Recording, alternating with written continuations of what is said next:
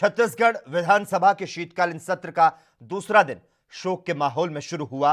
मंगलवार को कार्यवाही शुरू होते ही विधानसभा उपाध्यक्ष मनोज सिंह मंडावी ने संयुक्त मध्य प्रदेश के 2 बार मुख्यमंत्री और उत्तर प्रदेश के राज्यपाल रहे मोतीलाल वोरा के निधन का उल्लेख किया।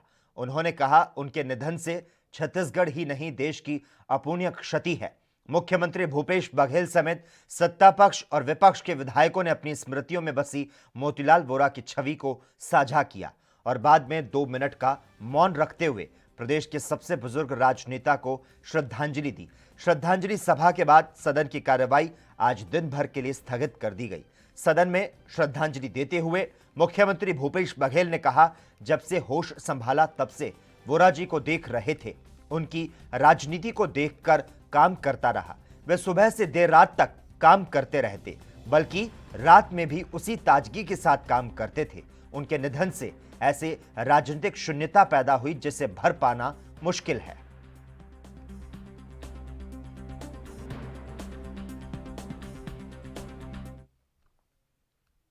दिवंगत पूर्व मुख्यमंत्री मोतीलाल वोरा का पार्थिव देह विशेष विमान से दिल्ली से रायपुर लाया गया। एयरपोर्ट पर प्रदेश अध्यक्ष मोहन मरकाम, विधायकों, महापौर समेत बड़ी संख्या में कार्यकर्ता मौजूद रहे। फूलों से सजी हुई गाड़ी में मोतीलाल वोरा के पार्थिव देह को रखकर राजीव भवन लाया गया। उसके बाद दुर्ग स्थित निवास पद्मनाभपुर में श्रद्धांजलि कार्यक्रम किया गया। दोपहर 3 बजे के बाद उनकी अंतिम यात्रा पद्मनाभपुर से मुक्तिधाम शिवनाथ नदी एनीकट के लिए निकली, जहां उनका अंतिम संस्कार किया गया। जानकारी के अनुसार अंतिम संस्कार में छत्तीसगढ़ के सीएम भूपेश बघेल समेत कांग्रेस के कई राष्ट्रीय नेता इसमें शामिल हुए। उसके पहले मध्य प्रदेश के पूर्व मुख्यमंत्री मोतीलाल वोरा को आज राजधानी के राजीव भवन में गार्ड ऑफ ऑनर के साथ पुष्पांजलि अर्पित करते हुए श्रद्धांजलि दी गई। मुख्यमंत्री भूपेश बघेल ने वोरा के पार्थिव शरीर पर पुष्प चक्र अर्पित कर उन्हें श्रद्धांजलि दी।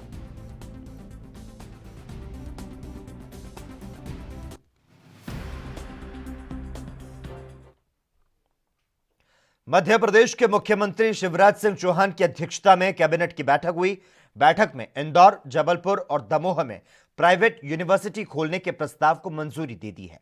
इसके लिए उच्च शिक्षा विभाग ने मध्य प्रदेश निजी यूनिवर्सिटी स्थापना और संचालन विधेयक के संशोधन का प्रस्ताव दिया। इसे स्वीकृत करते हुए एकलव्य यूनिवर्सिटी दमोह, अरविंदो यूनिवर्सिटी इंदौर और महाकौशल यूनिवर्सिटी जबलपुर को अनुमति प्रदान की गई। गृह विभाग ने धर्म स्वतंत्र विधेयक का प्रस्ताव कैबिनेट में भेजा था, लेकिन इस पर मुख्यमंत्री शिवराज सिंह चौहान ने कहा कि इस विधेयक के लिए कुछ सुझाव और आए, जिसकी समीक्षा के बाद इसे अंतिम रूप दिया जाएगा। गृह मंत्री नरोत्तम मिश्रा ने बताया कि धर्म स्वतंत्र विधेयक 2020 को लेकर 26 दिसंबर को कैबिनेट की बैठक बुलाई गई। उन्होंने कहा कि इस विधेयक को शीतकालीन सत्र के दौरान विधानसभा में पेश किया जाएगा। बैठक में मुख्यमंत्री ने सभी मंत्रियों से कहा कि प्रदेश में कई बड़े प्रोजेक्ट पिछले एक साल से लंबित पड़े हैं। सभी मंत्री ऐसे प्रोजेक्ट की मॉनिटरिंग करें। उन्होंने कहा कि मंत्री विभाग के अधिकारियों के साथ समीक्षा करते हुए निर्णय लें।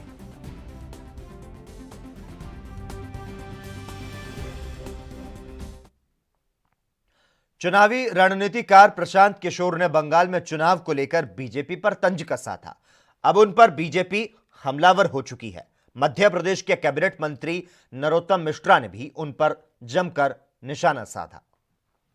होते हैं जब जनता खड़ी होती है। ये प्रशांत किशोर थे जिन्होंने यूपी में खाट पंचायत कराई थी और कांग्रेसी खाट खड़ी करके साइकिल पंचर कर दी थी। यही प्रशांत किशोर थे जो बिहार में तेजस्वी की लालटेन को बुझा के आ गए। अब ममता की तृणमूल भी तिनके की तरह उड़ती दिखाई देगी, आप प्रतीक्षा करो। और इसलिए जो नॉन पॉलिटिकल लोग हैं उन्हें ऐसी बातें नहीं कहनी चाहिए। अपनी दुकान चमचाने के लिए पेड वर्कर हैं, राजनीति के बारे में ज़्यादा न बोलें, जो काम दिया है वो करें। नए कृषि बिल के विरोध और किसानों के समर्थन में मध्य प्रदेश में कांग्रेस विधानसभा का घेराव करेगी। 28 दिसंबर से शुरू होने वाले विधानसभा सत्र के पहले दिन कांग्रेस कार्यकर्ता ट्रैक्टर पर सवार होकर विधानसभा का घेराव करेंगे। प्रदेश कांग्रेस अध्यक्ष और पूर्व सीएम कमलनाथ ट्रैक्टर पर सवार होकर विधानसभा पहुंचेंगे। पार्टी ने अपने सभी विधायकों को ट्रैक्टर पर सवार होकर किसानों के साथ विधानसभा पहुंचने के निर्देश दिए। कांग्रेस पार्टी 28 दिसंबर को दिल्ली में चल रहे किसान आंदोलन के समर्थन में सड़क पर उतरेगी। पार्टी नेता भोपाल में विधानसभा का घेराव करेंगे। इसके पहले कांग्रेस पार्टी देश भर में किसान आंदोलन के समर्थन में धरना उपवास कर चुकी है, लेकिन अब विधानसभा में किसानों के मुद्दे पर बीजेपी को घेरने का प्लान उसने तैयार किया है। प्रदेश भर से कांग्रेस विधायक किसानों के साथ ट्रैक्टर पर सवार होकर विधानसभा पहुंचेंगे। नए कृषि बिल के खिलाफ बीते 27 दिनों से किसान दिल्ली बॉर्डर पर डटे हुए हैं।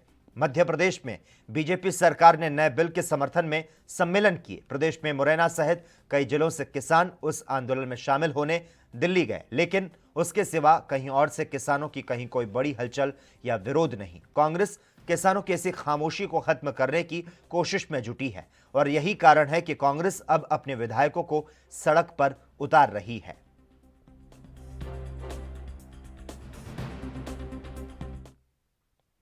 केंद्र सरकार द्वारा लाए गए नए कृषि कानून के खिलाफ दिल्ली में देश भर के किसानों का आंदोलन लगातार 26वें दिन जारी है और इस बीच छत्तीसगढ़ के किसानों के लिए अच्छी खबर है। खरीफ विपणन वर्ष 2020-21 में 21 दिसंबर 2020 तक छत्तीसगढ़ सरकार ने प्रदेश के किसानों से 31,16,306 मीट्रिक धान की खरीदी कर ली है। अब तक राज्य के 8,38,837 किसानों ने समर्थन मूल्य पर धान बेचा।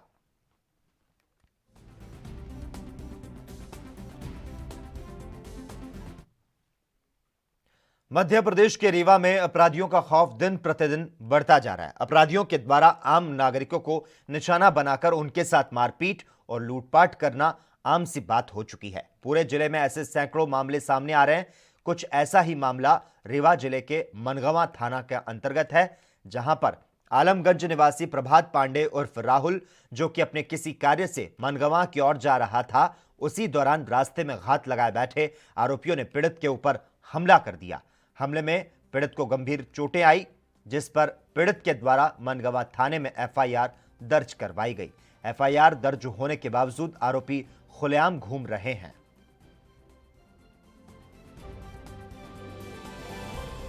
मिश्रा है। कहाँ से आए? कला से। क्या? ये मेरे जीजा जी हैं, जिनके साथ घटना घटित हुई है, आलमगंज के हैं। ये मनगवा से लौट रहे थे, तो वहीं का एक लड़का है, जानू पांडे नाम है, आलमगंज का ही है। तो वो वहाँ से पहले से ही मतलब उनको वेट कर रहा था, प्लान बनाया था मारने के लिए। तो जैसे ही आए हैं वहाँ एक दोस्त के पास खड़े हुए हैं, तैसे हुए पीछे से हमला कर दिया है, प्राणघातक हमला कर दिया है।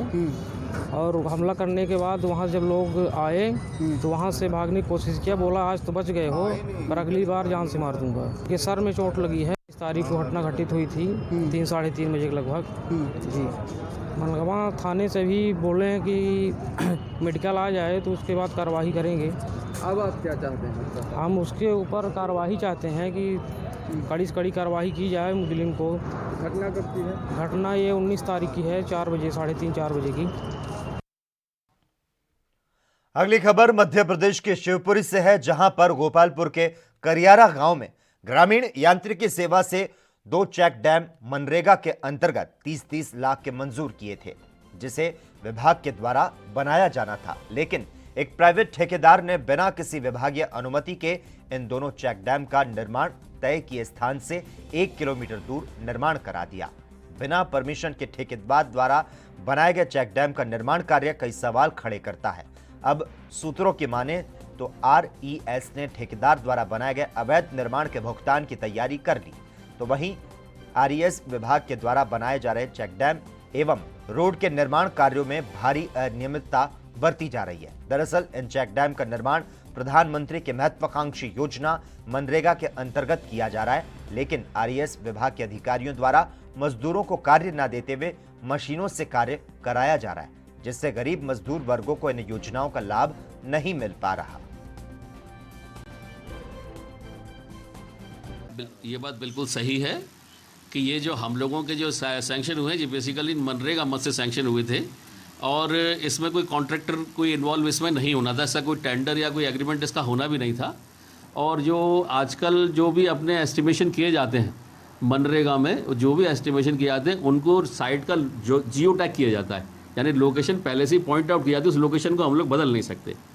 तो ये जो चेक डैम जो बने थे, जो चेक डैम बनाया गया वो बिल्कुल बिना किसी से पूछे, बिना किसी हमारे विभागीय अधिकारी के इन्वॉल्वेंस के कुछ लोकल लोगों ने वो बनाया है, जिसका हमारे विभाग से कोई लेना देना नहीं है। और जो गलत जगह बनाया है, हमारा जो अभी सिर्फ जो मनरेगा से स्वीकृत है उसमें सिर्फ अभी हम लोगों ने सिर्फ खुदाई का काम हमारा प्रचलित है। अभी हमारे उसमें एक्सपेंडिचर्स भी हम लोगों ने सिर्फ खुदाई की कुल 80,000 रुपये का भुगतान हुआ है खुदाई का, इसके अलावा हमने कोई भुगतान भी नहीं किया। और वहाँ हमारा लगभग उस जो पॉइंट से 1.5 किलोमीटर आगे हमारा काम वहाँ चल रहा है खुदाई का। खुदाई आपके डिपार्टमेंट द्वारा कराई गई है, वही ठेकेदार करा रहे हैं? नहीं, ये विभाग के द्वारा कराई जा रही है, ये इसमें कोई ठेकेदार इन्वॉल्व नहीं है, इसमें कोई ठेकेदार, क्योंकि नरेगा में कोई। कुछ और खबरों का रुख करते हैं। पश्चिम बंगाल में होने वाले विधानसभा चुनाव को लेकर भारतीय जनता पार्टी आक्रामक मोड में तैयारी कर रही है। बीते दिनों बंगाल का दौरा करने वाले केंद्रीय गृह मंत्री अमित शाह जनवरी में फिर से कोलकाता पहुंचेंगे। आने वाली 12 जनवरी को बीजेपी नेता अमित शाह हावड़ा में एक जनसभा को संबोधित करेंगे और इस दौरान बड़ी संख्या में कई नेता भारतीय जनता पार्टी में शामिल हो सकते हैं। आपको बता दें, 12 जनवरी को ही स्वामी विवेकानंद की जयंती है, जिनका नाता बंगाल से है। ऐसे में भारतीय जनता पार्टी की कोशिश इस दिन बड़ा कार्यक्रम कर युवाओं को साधने की है। सिर्फ स्वामी विवेकानंद ही नहीं, बल्कि बीजेपी की ओर से इस बार नेताजी सुभाष चंद्र बोस की जयंती पर बड़ा कार्यक्रम करने का प्लान है। अमित शाह ने इसी हफ्ते शनिवार को पश्चिम बंगाल के 2 शहरों का दौरा किया था। इस दौरान उन्होंने कई जगहों की यात्रा की, किसान के घर पर खाना खाया, रोड शो और रैली को भी संबोधित किया। पश्चिम बंगाल में मई 2021 में विधानसभा चुनाव होने हैं। ऐसे में बीजेपी और टीएमसी की लड़ाई तेज हो रही है। टीएमसी की ओर से जहां ममता बनर्जी लगातार केंद्र और भाजपा पर आक्रामक है, तो बीजेपी की ओर से खुद अमित शाह ने कमान संभाली हुई है।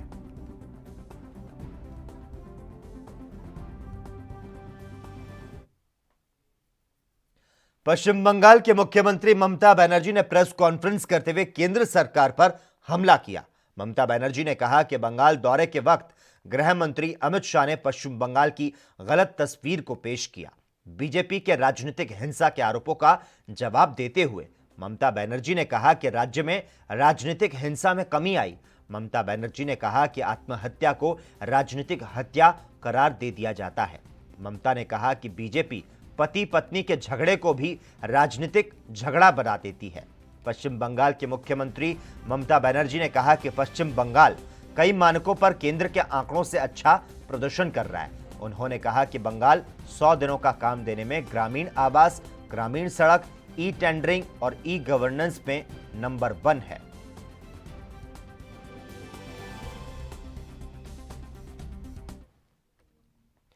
एएनबी न्यूज में खबरों का सिलसिला लगातार जारी है। हम यहां पर रुकते हैं एक छोटे से ब्रेक के लिए।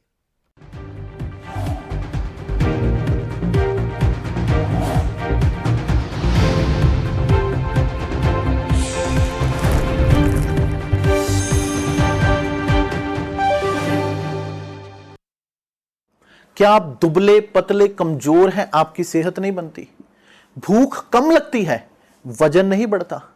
दरअसल मेन बात खाना पीना खाना नहीं है, मेन बात है खाया पिया लगना। और अगर खाया पिया लगेगा ही नहीं तो सेहत बनेगी कैसे? इसलिए हमारी संस्था सन्यासी आयुर्वेदा ने एक ऐसी दवा बनाई है जो कि आपके पाचन तंत्र को, आपके लीवर सिस्टम को ठीक करने का काम करती है, ताकि आप जो भी खाएं उसका पूरे का पूरा निचोड़ आपके शरीर को लगे, आपकी भूख बढ़े, खाया पिया सही से लगे, नया खून बने, हड्डियों में जान आए, वजन बढ़े, ताकत बढ़े, चेहरे पर नूर आए और आप मोटे तगड़े खूबसूरत पर्सनैलिटी के मालिक बन जाएं। यह दवा पूरी तरह से आयुर्वेदिक होती है। इसका शरीर पर कोई भी साइड इफेक्ट, कोई भी नुकसान या दुष्प्रभाव नहीं होता। लड़के लड़कियां दोनों इसका इस्तेमाल कर सकते हैं और पहले 15 दिन के अंदर ही आपको इसका असर महसूस हो जाएगा। सिर्फ 650 रुपए की पूरे 1 महीने की दवा होती है। और आप इसे घर बैठे 01145454545 पर फोन करके दवा मंगवा सकते हैं।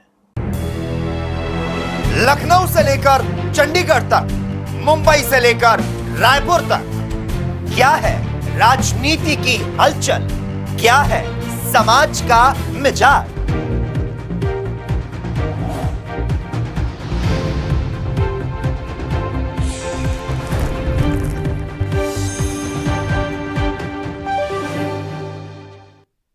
ब्रेक के बाद एएनबी न्यूज में एक बार फिर से आपका स्वागत है। दिल्ली सरकार के खिलाफ दिल्ली एमसीडी के महापौर और बीजेपी नेता प्रदर्शन कर रहे हैं। अब आम आदमी पार्टी ने भी एमसीडी और बीजेपी नेताओं के खिलाफ मोर्चा खोल दिया।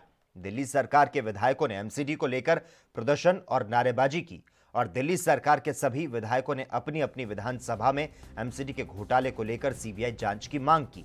दिल्ली सरकार के विधायकों ने एमसीडी के 2500 करोड़ रुपए के घोटाले को लेकर दिल्ली में धरने प्रदर्शन करने शुरू कर दिए हैं।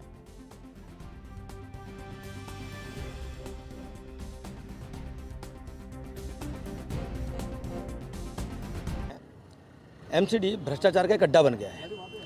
2500 करोड़ रुपए का घोटाला हुआ नगर निगम ने किया और हमारी एक सिंपल सी मांग है कि आप इसकी सीबीआई जांच करा लीजिए, निष्पक्ष होकर जांच हो जाएगी, सबको दूध का दूध और पानी का पानी हो जाएगा। दूसरी बात, आपने कहा कि इनको एमसीडी एम्प्लॉइज को सैलरी नहीं मिल रही। मैं जानना चाह रहा हूँ, एमसीडी के पास अगर पैसे नहीं हैं तो दिल्ली में करोड़ों रुपए की एडवर्टाइजमेंट कैसे हो रही है? इतने बड़े बड़े होर्डिंग पोस्टर कैसे लगाए जा रहे हैं? उसका पैसा भी तो नगर निगम दे रहा है। कर्मचारी को देने के लिए आपका तनख्वाह नहीं है, अपने चेहरे चमकाने के लिए आप इतने बड़े बड़े होर्डिंग पोस्टर। दिल्ली सरकार ने एमसीडी को 2 गुना पैसा दे चुके हैं और आप फिर भी आप इनसे पैसा मांग रहे हैं। तो इनको कोई भी आज भ्रष्टाचार में इतने माहिर हो चुके हैं, 1 साल बाकी रह गया है और इनका मकसद है कि जनता का पैसा और लूटना और लूटना और लूटना। 2500 करोड़ तो खा चुके हैं, 13,000 करोड़ रुपए की और डिमांड इनकी। इनकी ये तो एक वो सुरसा का मुंह होता ना, जैसे था उसमें लंका में रावण में, जितना मर्जी दो खाए जाओ। कोरोना के बढ़ते खतरे को देखते हुए महाराष्ट्र सरकार ने नाइट कर्फ्यू का ऐलान किया है। सिनेमा और खेल जगत के कुछ सितारे इस नाइट कर्फ्यू का उल्लंघन कर मुंबई के क्लब में पार्टी कर रहे थे। सूत्रों का कहना है कि इस पार्टी में क्रिकेटर, गायक समेत कई हाई प्रोफाइल लोग शामिल थे। मुंबई पुलिस से जुड़े सूत्रों के मुताबिक पार्टी में मौजूद कई लोगों पर केस दर्ज कर नोटिस जारी किया गया। कोरोना काल में सितारों की इस पार्टी की खबर से हर कोई हैरान है। इस मामले पर ज्यादा जानकारी देते हुए मुंबई पुलिस के एक अधिकारी विश्वास नागर पाटिल ने क्या कुछ कहा, आपको सुनाते हैं। महाराष्ट्र शासन ने कर्फ्यू रात के 11 बजे के बाद और विहित समय में पब, डिस्कोज, ये नाइट एस्टेब्लिशमेंट बंद करना चाहिए। कल तकरीबन 3 बजे अर्ली मॉर्निंग मिडनाइट के आसपास ये पब में कुछ 27 ग्राहक और 7 मैनेजमेंट के लोग, इनके ऊपर कार्रवाई हुई है। 188, 188 ऑफ डिजास्टर मैनेजमेंट एक्ट और 33 W ऑफ। और इसी बीच कृषि मंत्री नरेंद्र सिंह तोमर क्या कुछ कह रहे हैं, सीधी तस्वीरें दिखाते हैं। मैं अपनी बात भी की, उनके मन में जो भ्रांति थी और बाकी जो समस्याएं थी उन पर भी चर्चा हुई। मैं मंत्रालय की ओर से इन सभी किसान यूनियनों का आभार प्रकट करता हूं जो बिल के समर्थन में दिल्ली आए। लेकिन जैसे बिल का जो विरोध करने वाले लोग बैठे हुए हैं, आप लोगों ने उनको चिट्ठी भी दिया है, आमंत्रित भी किया है, उनकी तरफ से कोई जवाब नहीं आया है। अब क्या आप लोग करेंगे? नहीं, मुझे आशा है कि जल्दी उनका विचार विमर्श पूरा होगा और वो आएंगे और चर्चा करेंगे और हम लोग समाधान निकालने में सफल होंगे। तो बातचीत को सीधे तौर पर खारिज कर रहे हैं जो सिंगू बॉर्डर पे बैठे किसान हैं। अभी इनका कर लो, काम की चीजें आप बोलिए। खेती कानून बिलों के विरोध में देशव्यापी किसान संगठनों द्वारा रोष प्रदर्शन किया जा रहा है और पिछले 27 दिनों से किसान दिल्ली बॉर्डर पर मोर्चा खोले कड़कड़ाती ठंड में संघर्ष कर रहे हैं। तो वहीं जिला स्तर पर बरनाला में 1 अक्टूबर से लगातार चल रहे धरना प्रदर्शन में तकरीबन 45 दिनों से भारतीय जनता पार्टी की महिला विंग के पंजाब उपाध्यक्ष अर्चना दत्त के घर का घेराव किए बैठे किसान संगठनों के संघर्ष में आज रिटायर्ड फौजियों ने शामिल होकर केंद्र सरकार के खिलाफ जमकर नारेबाजी की। फौजियों का कहना था कि आज देश की किसानी संकट में है। देश के रिटायर्ड फौजी जवान आज कृषि कानून बिलों के विरोध में देश भर में लामबंद हो रहे हैं और जय जवान जय किसान के नारे को बुलंद करते किसान और जवान एक फ्रंट पर इकट्ठे होकर केंद्र सरकार के खिलाफ प्रदर्शन कर रहे हैं और यह रोष प्रदर्शन तब तक जारी रहेगा जब तक केंद्र सरकार अपनी नीतियों को बदलकर कानून बिलों को रद्द नहीं करती और जवानों के अधिकारों को बरकरार नहीं रखती। तब तक हमारा यह संघर्ष जारी रहेगा।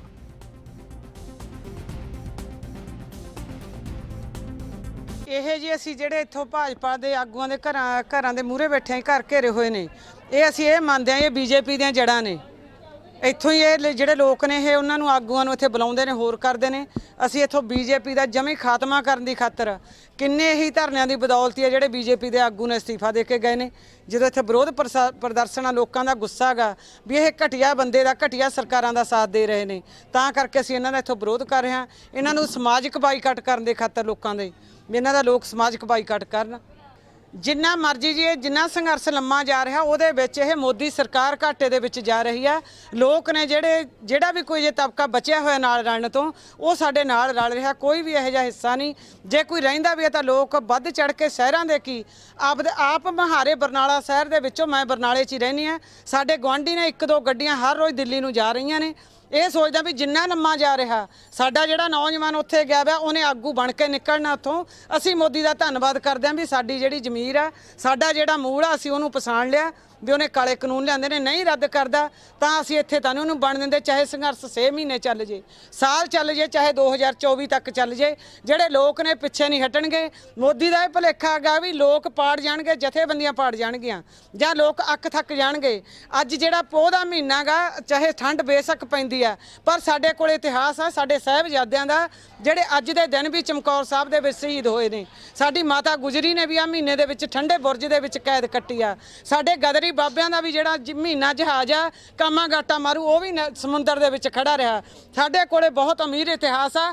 ਅਸੀਂ ਉਹ ਇਤਿਹਾਸ ਤੋਂ ਹੀ ਸਿੱਖਿਆ ਲੈ ਕੇ ਜਿਹੜਾ ਜਜ਼ਬੇ ਦੇ ਨਾਲ ਬੈਠੇ ਆ। ਇਹ ਮੋਦੀ ਭੁੱਲ ਜੇ, ਚਾਹੇ ਕੋਈ ਕਾਂਗਰਸ ਆ ਚਾਹੇ ਅਕਾਲੀ ਆ, ਲੋਕ ਕਿਸੇ ਨੂੰ ਮੂੰਹ ਨਹੀਂ ਲਾਉਣਗੇ। ਲੋਕ ਹੁਣ ਅੱਕ ਗਏ, ਥੱਕ ਗਏ, ਲੋਕ ਪੂਰੇ ਹੌਸਲੇ 'ਚ ਨੇ। हाँ जी, ਜਿਹੜਾ ਦੇਸ਼ ਦਾ ਕਿਸਾਨ ਅੰਨਦਾਤਾ ਮੰਨਿਆ ਜਾਂਦਾ ਤੇ ਉਹ ਅੱਜ ਭੁੱਖ ਹੜਤਾਲ ਤੇ ਆ। ਬਹੁਤ ਲੰਮੇ ਸਮੇਂ ਤੋਂ ਕਿਸਾਨੀ ਸੰਘਰਸ਼ ਦੇ ਵਿੱਚ ਚੱਲ ਰਿਹਾ। ਜੋ ਵੀ ਸਰਕਾਰ ਨੇ ਸਾਡੇ ਕਿਸਾਨੀ ਤੇ 3 ਕਾਲੇ ਕਾਨੂੰਨ ਬਣਾ ਕੇ ਸਾਡਾ ਜ਼ਮੀਨ ਤੇ ਡਾਕਾ, ਸਾਡੀ ਮਜ਼ਦੂਰ ਕਿਸਾਨਾਂ ਦੀ ਸਾਰੀ ਕਿਰਤ ਤੇ ਡਾਕਾ ਕਰ ਰਹੀ ਆ, ਅਸੀਂ ਇਹਨੂੰ ਨਹੀਂ ਬਰਦਾਸ਼ਤ ਕਰਾਂਗੇ। ਜੋ ਵੀ ਸਾਨੂੰ ਕਿੰਨਾ ਵੀ ਲੰਮਾ ਸਿਰ ਸੰਘਰਸ਼ ਲੜਨਾ ਪਵੇ ਅਸੀਂ ਇਹਦੇ ਲਈ ਬਿਲਕੁਲ ਤਿਆਰ।